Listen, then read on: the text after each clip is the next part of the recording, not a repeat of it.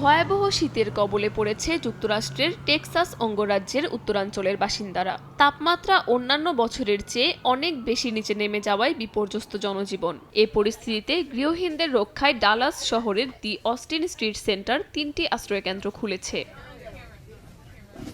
আশ্রয় দেওয়ার পাশাপাশি শীতের পোশাক এবং খাবারের ব্যবস্থাও করা হয়েছে আশ্রয়কেন্দ্রগুলোতে। কর্তৃপক্ষ জানিয়েছে এখন পর্যন্ত প্রায় ৪,০০০ মানুষকে সেবা দিয়েছে প্রতিষ্ঠানটি। তবে ঠান্ডা বেড়ে যাওয়ায় প্রতিদিনই বাড়ছে আশ্রয়প্রার্থীর সংখ্যা। ঠান্ডার সময়টাতে বাইরে অবস্থান করা ঝুঁকিপূর্ণ। নিম্ন তাপমাত্রায় বাইরে এক রাত থাকাই কষ্টকর। সেখানে দিনের পর দিন ঠান্ডায় বাইরে অবস্থান করলে জীবন হুমকির মুখে পড়ে।